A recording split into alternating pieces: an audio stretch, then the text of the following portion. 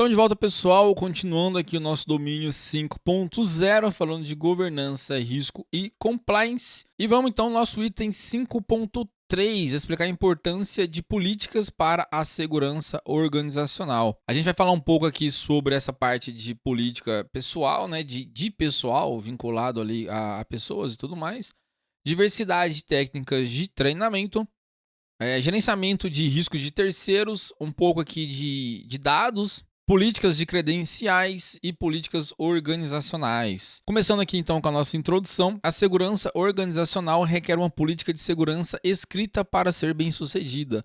Somente com uma política escrita é possível implementar adequadamente a segurança prescrita e também possibilita avaliar adequadamente a segurança. Uma política de segurança incluirá planos e procedimentos específicos que definem como instalar e configurar componentes de segurança, bem como os trabalhadores devem realizar tarefas em conformidade com a política de segurança. E vamos falar aqui sobre a parte de pessoal. A implementação de segurança adequada envolve o uso de tecnologia, mas também exige a modificação dos comportamentos do usuário.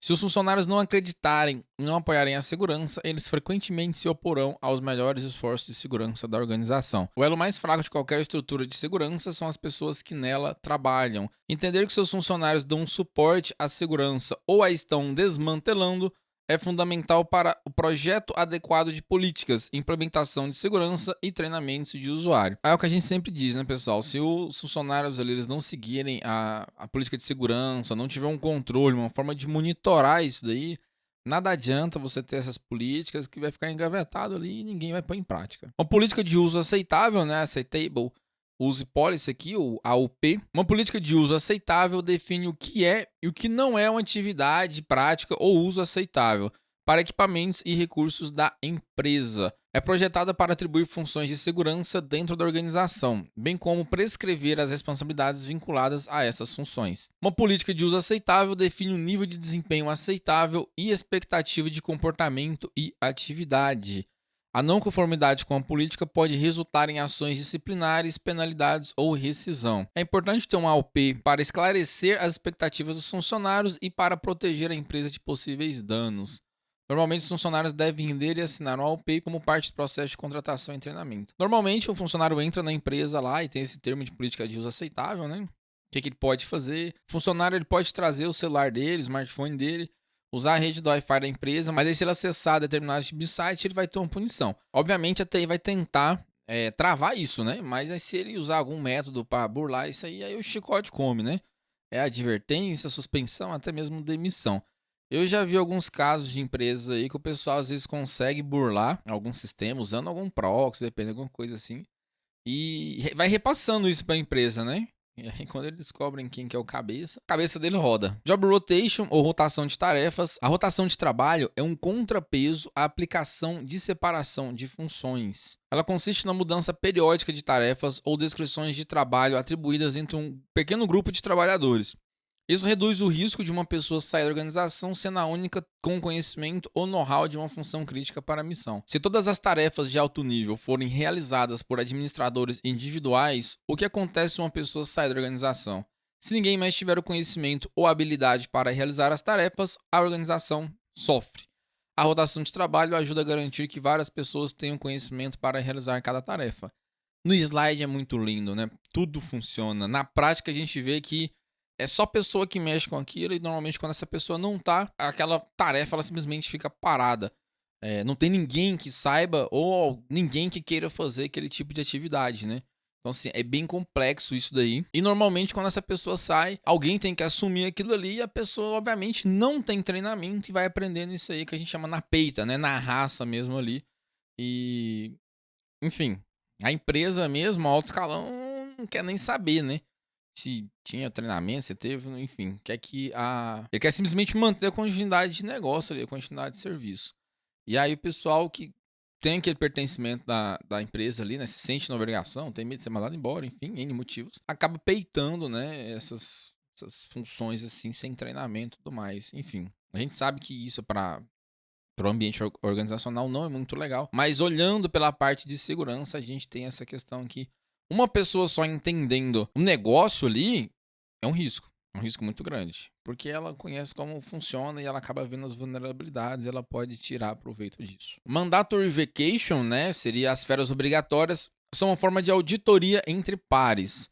O processo funciona exigindo que um funcionário tire férias ou apenas fique longe do escritório e sem acesso remoto, por um período mínimo de tempo a cada ano, geralmente 1 ou 2 semanas. Enquanto o funcionário está fora, o trabalhador realiza suas tarefas de trabalho usando a conta privilegiada do funcionário original.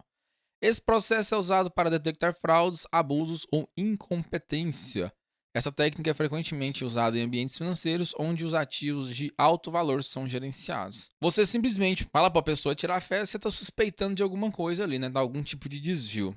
Não vamos botar aquele funcionário de férias ali, eu mudo ele de departamento um tempo e tal, né? Só para ver se acontece, que continua acontecendo aquele tipo de vazamento ali, seja financeiro, seja de informações, enfim, fraudes em geral, né, como traz aqui, ó, detectar fraudes. E aí, obviamente, né, se o funcionário estiver de férias, no período de férias, não acontecer, quando ele volta, a carta de demissão dele já está assinada, né? Separação de funções. Separação de funções é a divisão de tarefas administrativas ou privilegiadas em grupos distintos, cada um atribuído a administradores únicos. Isso resulta em nenhum usuário tendo acesso completo ou poder sobre toda a rede, servidor ou sistema. Novamente, seria muito lindo se isso acontecesse na prática. Cada administrador tem sua própria área de responsabilidade e privilégios exclusivamente dentro dessa área especificamente atribuída. Se um administrador se tornar mal intencionado ou sua conta for comprometida, a rede inteira não será automaticamente comprometida. A separação de funções aplica o princípio do menor privilégio aos usuários administrativos. A gente já viu isso daí, né? Dá o privilégio mínimo ali para o usuário necessário somente para ele fazer aquelas tarefas dele ali.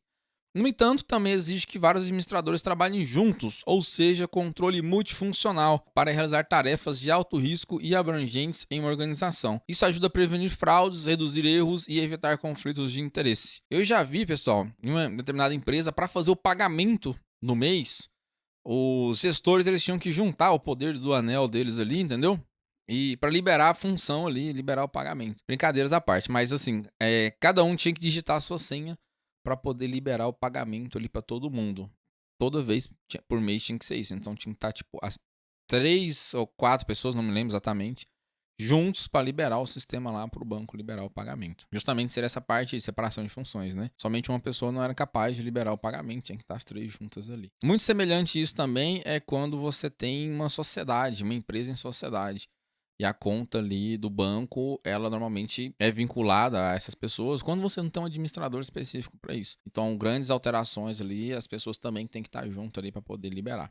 Uma questão de segurança, obviamente. É burocrático?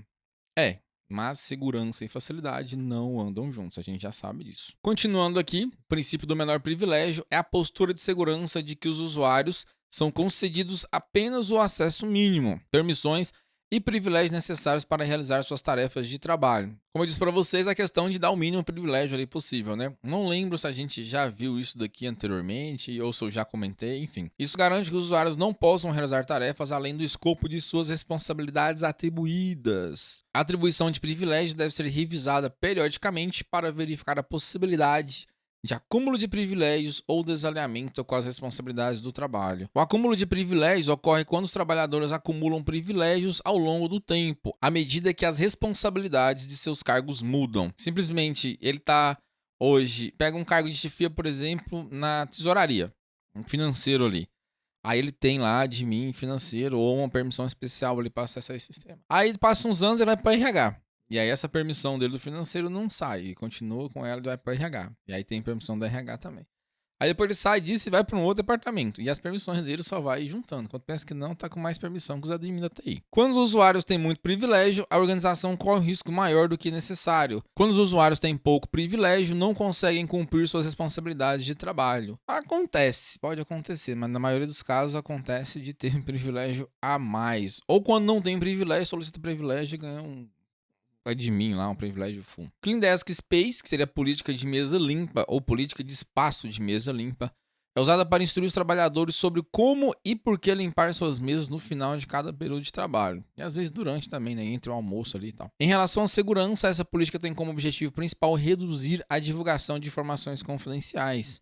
Isso pode incluir senhas, registros financeiros, informações médicas, planos ou cronogramas confidenciais e outros materiais confidenciais. Se no final de cada dia ou de cada turno um trabalhador colocar todos os materiais de trabalho em uma gaveta ou arquivo trancado, isso impede a exposição de perda ou roubo desses materiais, né? E às vezes também os post-it, né?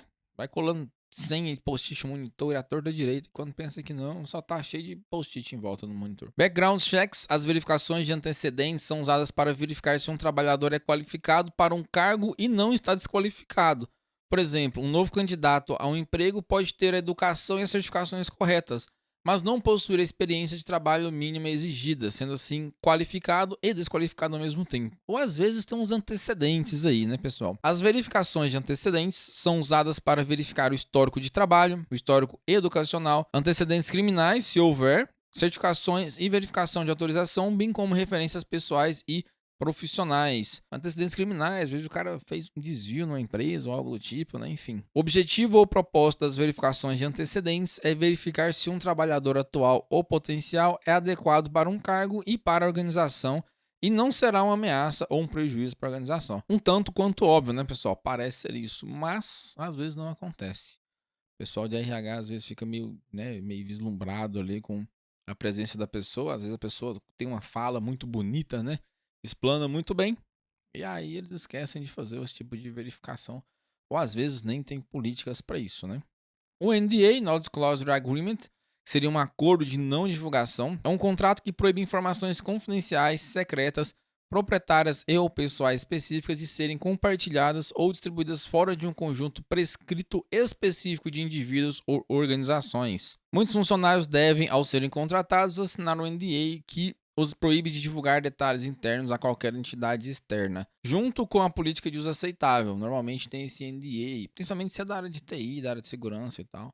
A maioria dos NDAs é aplicada tanto enquanto são funcionários ativos, quanto após o término de emprego com a organização. Quando ele entra, é um NDA bonitinho, né? Quando ele sai, um monte de cláusula lá, que se ele falar alguma coisa, é multa e prisão e coisas do tipo. Bom, pessoal, esse item é um bastante puxado. Com certeza a gente vai ter mais de 3 partes do que o usual aqui. Vamos parar essa parte aqui por aqui. Na próxima parte a gente vai começar a falar sobre análises de rede social. Não esquece de deixar um comentário aí, feedback sempre muito importante. Forte abraço, vejo vocês na próxima aula. Até lá.